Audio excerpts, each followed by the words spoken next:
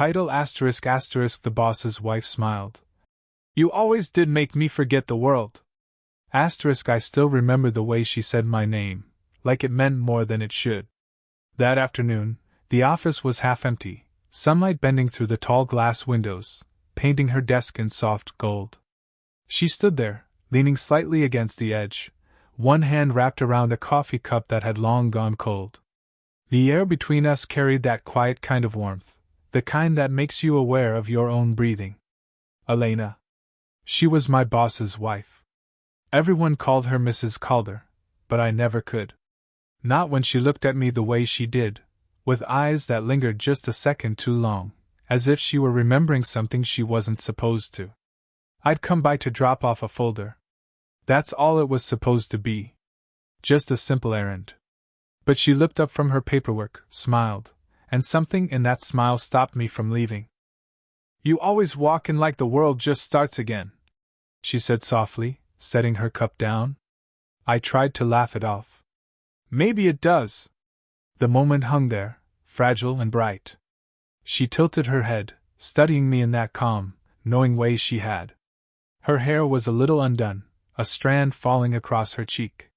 Without thinking, I almost reached to brush it away, then caught myself, hand pausing midair. She noticed. Of course she did. Her eyes flicked to my hand, then back to my face. You're still terrible at hiding things, she murmured. Maybe I stopped trying, I said, voice lower than I meant. A soft silence followed, the kind that isn't empty but full, humming with things unspoken.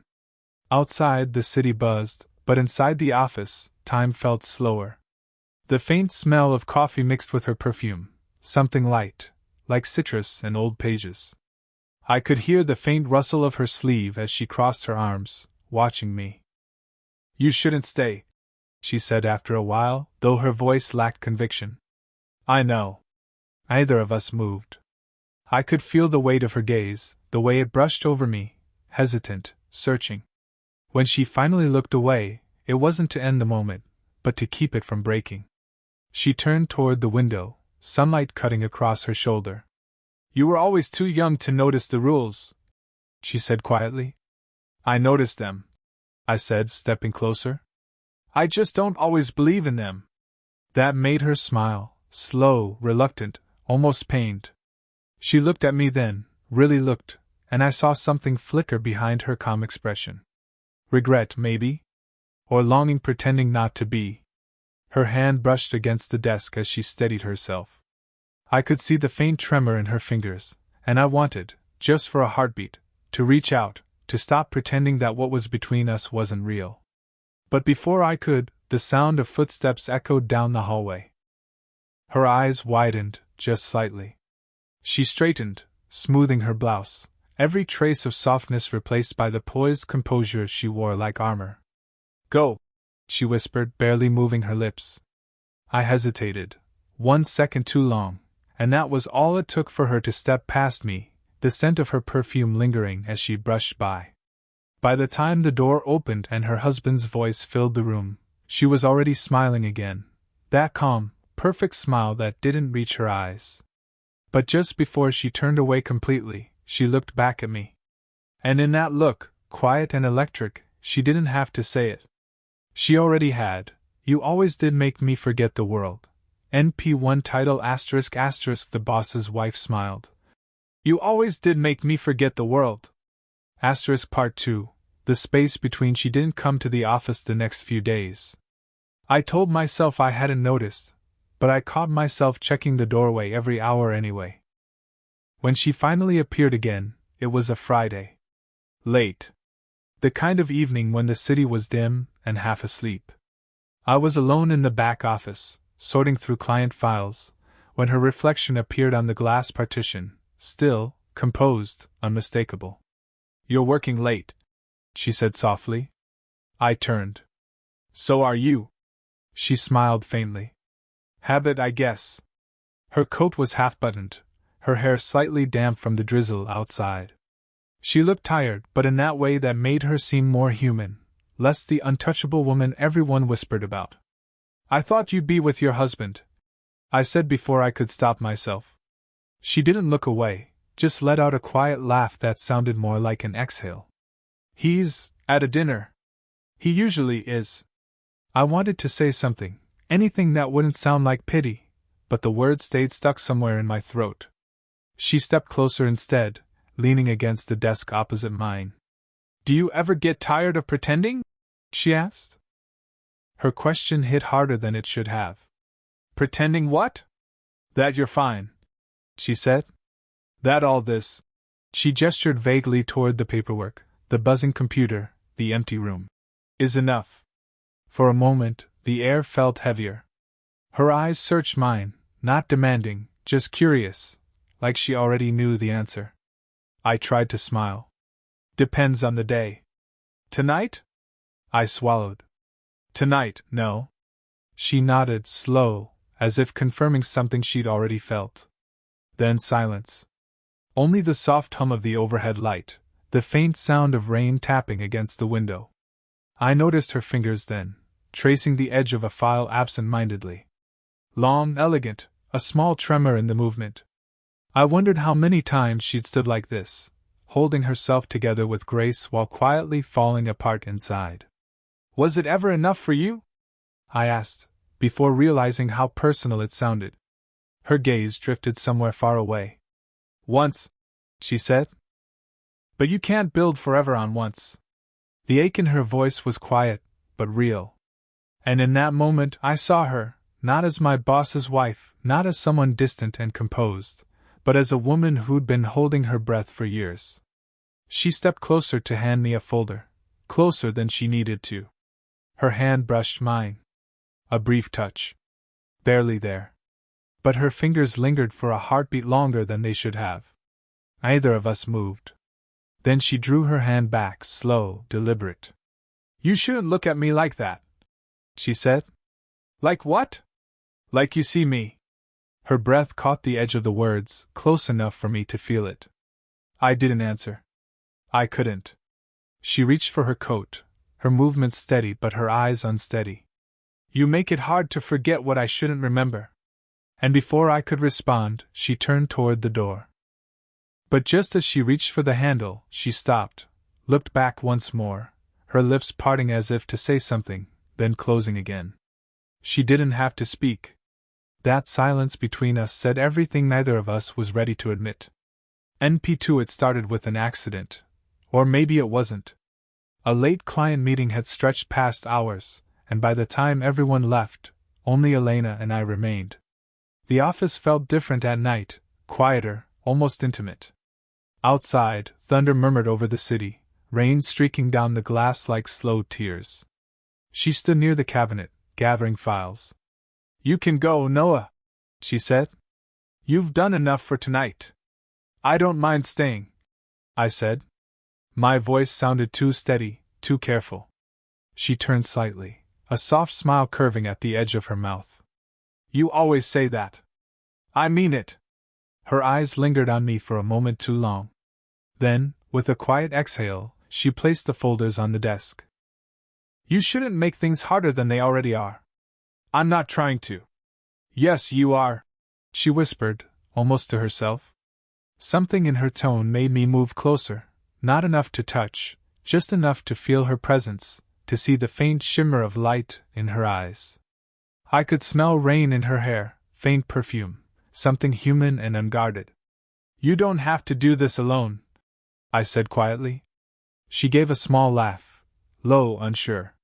You think I'm lonely? I think you're pretending not to be. The words hung between us. For a heartbeat, either of us breathed. Then the sound of a phone buzzed sharply on the desk, her husband's name lighting the screen. She froze. I saw the shift, the quick, invisible mask sliding back into place. She let it ring once, twice, then silenced it with a trembling hand. I shouldn't, she began, then stopped. I stepped closer before I could think better of it. The air between us tightened. She didn't move away. Her gaze lifted, meeting mine, not steady this time, but searching, uncertain. This isn't fair to you, she said softly. Then don't make it about fair, I said. Her lips parted like she was about to speak, but instead, she looked down, her breath brushing my collar. The distance between us was barely a breath. I could feel the warmth of her skin, the soft rise of her chest as she tried to steady herself. Her hand lifted, just slightly, as if to rest against my arm, then stopped midway. Her fingers hovered there, trembling, before falling back to her side. "Someone could walk in," she murmured. "Then they'd see two people talking." "Don't," she said, but it sounded like a plea more than a command. And then, footsteps. Sharp, echoing down the hall. We sprang apart, her hand brushing a stack of papers that scattered onto the floor. I bent to help, our hands colliding in the scramble. A nervous laugh escaped her, soft but real. "Close call," I whispered. She didn't laugh again. Her hand still rested over mine, unmoving. When the footsteps faded, she looked up, her face inches from mine, her breath uneven. "This can't keep happening," she said. But she didn't move her hand. Neither did I. Outside, thunder cracked, sharp and low, and for one suspended heartbeat, the world felt small enough for just the two of us. Title The boss's wife smiled. "You always did make me forget the world." Part 4. The edge of it had happened on a Thursday. The rain had finally stopped, but the air still carried that damp heaviness that makes everything feel slower, heavier, more dangerous. We were in the small corner office, going over the campaign report she'd asked me to finish. The blinds were half closed, sunlight cutting through in thin, golden lines that painted across her skin like brushstrokes. She stood beside me, shoulder almost touching mine as we looked at the same page. I could feel the warmth of her arm through her sleeve, the faint rhythm of her breathing, steady then not. Her perfume lingered between us, light but impossible to ignore. I tried to focus on the numbers, the words on the paper, anything but the nearness of her voice. But every time she spoke, soft and deliberate, it landed too close. When I finally looked up, she was already watching me. Her expression was unreadable, calm, composed, except for her eyes. They gave her away. "I can't keep pretending this isn't happening," I said before I could stop myself. Her lips parted. "Noah, I mean it," I continued. "You don't have to say anything. Every time I see you, it feels like something's about to happen. And I don't know if I want it to stop anymore." She stepped back slightly, as if she needed space to breathe. "You don't understand what this would cost." "Then explain it to me." "I can't," she whispered, shaking her head. "Because if I do, I'll stop pretending too." The silence that followed was thick, electric. Outside, a car horn blared faintly. Inside, I could hear the quiet tick of the clock on her wall, every second a reminder of how long we'd been standing too close for too long. I took a step toward her. She didn't move away this time. Her hand rested lightly on the desk behind her, the other hanging at her side. I reached out, slow, hesitant, and brushed a stray strand of hair from her face. She didn't blink. Her breath itched, her lips trembling just slightly. "You shouldn't touch me like that," she said, but her voice lacked any real protest. "Then tell me to stop." Her eyes met mine. "I can't." That was the moment everything broke. The restraint, the distance, the careful balance we'd built, all of it. She leaned into me, just enough for her forehead to rest against mine. The warmth of her skin, the faint scent of rain still clinging to her hair, it was too much. Her voice was barely a whisper. "If you keep looking at me like that, I won't be able to forget this. Maybe you're not supposed to." Her breath caught, her fingers curling into my sleeve. I could feel her pulse against my wrist, fast, unsteady. Then, just as she tilted her head, just as the space between us finally disappeared, the door handle turned. Both of us froze. She stepped back fast, the air rushing cold between us again. Her voice came out barely steady. "You should go." And even as the door began to open, she looked at me one last time, that same look that said everything words couldn't. The look that promised something we both knew was already too late to undo. NP4 title **** The boss's wife smiled. You always did make me forget the world. Part 5. The crack in the glass. The next morning, the office felt colder. Everyone moved with their usual rhythm, phones ringing, printers humming, but for me, every sound felt distant. I hadn't seen Elena since that near moment the night before, but her absence pressed against the air like a bruise. I tried to bury myself in work. It didn't last. By noon, her assistant asked me to drop off some files at her house. She's working from home, she said. Said she trusts you to handle the delivery. I told myself it was nothing, just a task, but my pulse said otherwise. When she opened the door, she looked surprised. Not startled. Just conflicted. Noah, she said softly, stepping aside. You shouldn't have. Your assistant asked me to bring these. She hesitated before taking the folder, her fingers brushing mine, that same spark, uninvited and impossible to ignore. She looked tired, eyes shadowed, hair loose around her shoulders. Her blouse was slightly wrinkled, like she hadn't cared enough to fix it. Rough morning? I asked. Her laugh was soft and bitter. Something like that. She gestured for me to come in. I suppose it doesn't matter now. The house was quiet. Too quiet. The kind of silence that meant something had already gone wrong. I noticed the phone on the counter, screen cracked, multiple missed calls from her husband. She followed my gaze. He knows, she said. My chest tightened. Knows what? That something's different. That I've been. She stopped herself. He saw the way I looked at you. Last night, after you left. Her voice trembled at the edges, but she steadied it. He asked questions I couldn't answer? I stepped closer. Did you tell him anything? She shook her head. No. But he doesn't need words. He's always been good at reading silence. The weight of what she wasn't saying filled the room.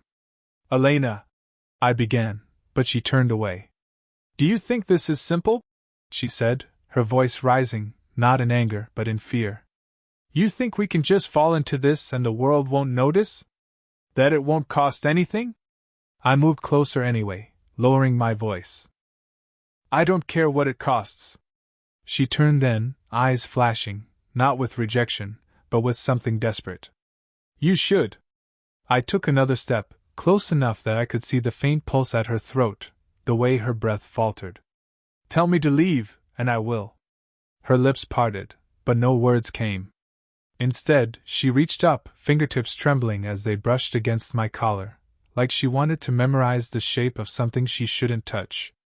I didn't lie to him, she whispered. But I lied to myself. I told myself you were just kind, just curious, but you're not. You make me feel. The words caught. She exhaled, shaking her head. And that's exactly why this can't keep happening. Before I could answer, a sound came from outside, a car door slamming, footsteps on the driveway. Her husband's voice, faint but unmistakable. Her eyes widened. You have to go. I hesitated, heart hammering. Now, Noah. But even as I turned toward the back door, she caught my wrist, a firm, shaking grip that said everything her words couldn't. If this doesn't end soon, she whispered, we'll have no choice but to finish it. And then she let go. The last thing I saw before slipping out the back door was her, standing in the dim kitchen light, one hand pressed against her chest, the other gripping the counter like it was the only thing keeping her upright. NP5 title ****. The boss's wife smiled. You always did make me forget the world. Part 6. The choice. It had been 3 days since I'd seen her. 3 days of silence that felt heavier than words. Then her message came, short, deliberate. Meet me. Tonight. My office. After hours. No explanation. No apology. When I arrived, the lights were dim, one lamp casting a soft glow across the desk. She stood near the window, back turned, arms folded as if holding herself together. For a long time, neither of us spoke. The city below hummed faintly, indifferent to whatever storm was gathering in that room. Finally, she said, He knows everything. The words landed like a dull blade. Elena. She turned to face me then, her eyes red, her expression stripped of all pretense. He didn't have to ask. I couldn't lie anymore. My pulse roared in my ears. What did you tell him? That it's not what he thinks, she said, voice breaking slightly. But even as I said it, I knew it was. Silence stretched between us, thick and fragile. I took a step forward. She didn't move away. You could still walk away, she said quietly. Before it gets worse. Is that what you want? She looked down. It's what I should want. I closed the space between us. But what do you want? Her breath hitched, a soft, involuntary sound. I want. She trailed off, her eyes closing like it hurt to say it. I want to stop fighting it. The air between us cracked open. I reached out, slow, careful, brushing my fingers along her jaw. Her skin was warm, trembling slightly beneath my touch. You don't have to be afraid, I said. I'm not afraid of you, she whispered. I'm afraid of what you make me remember. Her voice was quiet, but her body leaned closer, drawn like a secret pulled toward its truth. My hand slid to the back of her neck, her pulse fluttering under my thumb. She tilted her head, breath mingling with mine, so close that every word brushed the air between us. This isn't right, she said. Then tell me to stop. I can't. We hovered there, suspended between guilt and need, between the person we were and the one we were about to become. Her forehead rested against mine, and in that small touch, something broke open, not passion, but surrender. All the pretending, all the restraint, gone. I felt her hand rise to my chest, fingers curling into my shirt. You make it impossible to breathe, she murmured. Then don't try, I said. For a moment, the world disappeared, no office, no consequences, just the pulse of something that had been waiting too long to surface. But before the space between us could vanish completely, she stepped back, slow, trembling. Her eyes glistened, soft but resolute. If I stay, I'll lose everything, she whispered. If I leave, I'll lose myself. I swallowed hard. Then maybe losing's the only way we find what's real. For a heartbeat, she just looked at me, the kind of look that holds both ending and beginning in the same breath. Then she smiled, quiet, broken, beautiful. You always did make me forget the world, she said. And this time, there was no hesitation, just truth, hanging between us like the last light before nightfall. NP6 title ***. The boss's wife smiled. You always did make me forget the world. Part 7. After the storm the next morning, everything felt quieter. The city moved on, as it always did, cars humming, rain drying on glass, but inside me, something had settled. Not peace, exactly. Just clarity. I didn't go to the office. I walked instead. Past the cafe where she liked to sit, past the corner bookstore she once mentioned she missed visiting. The air was cool, sharp, carrying that faint smell of rain and paper and something new. By afternoon my phone buzzed. One message. Come by. No titles this time. Just you. When I arrived, her office was empty of its usual stillness. The blinds were open, sunlight spilling freely across the room. She was sitting by the window, a half-packed box beside her, the kind used when people decide it's time to start over. You're leaving, I said quietly. She nodded. I told him the truth. About us. About me. It should have sounded like an ending, but her tone didn't hold regret, just relief. I don't know where I'll go yet, she said. But I can't keep living like I owe my life to something that stopped feeling alive years ago. I stepped closer. You don't owe anyone an apology for wanting more. She smiled, small and weary. Maybe not. But I needed to hear it anyway. The silence that followed wasn't heavy this time. It was gentle, like air after a storm. I sat beside her on the small couch, the distance between us finally unguarded. Her hand rested on her lap, fingers brushing mine. The touch was simple, human, but it carried everything we'd been circling around for weeks. For the first time, we didn't pull away. I used to think I was too old to start again, she said softly. Too set in my ways, too careful. I turned to her. And now? Her eyes met mine, calm, steady. Now I think I was just waiting for someone who saw me when I forgot how to see myself. Her voice cracked slightly on the last word, and before I could think, I reached for her hand, threading my fingers through hers. She didn't resist. We sat like that for a long moment, saying nothing. The light shifted slowly, wrapping around us in that soft gold of late afternoon. I could feel her breathing slow, her body finally relaxing into the quiet. When she leaned her head against my shoulder, it felt like exhale, not a surrender, but an arrival. I pressed a small kiss to her forehead, the kind that didn't ask for anything. You don't have to forget the world anymore, I whispered. She smiled against my shoulder. No, she said, eyes closing. Just remember this part. And for once, there was no hesitation, no fear of what might come next. Just two people, caught somewhere between what they'd lost and what they'd found, holding still in the calm that followed everything. The office clock ticked quietly in the background. The world outside went on. But in that moment, we weren't hiding, or pretending, or waiting for permission. We were simply there, together. Sparkles, did you enjoy the story? Speech Balloon, what kind of stories would you like to hear next? NP7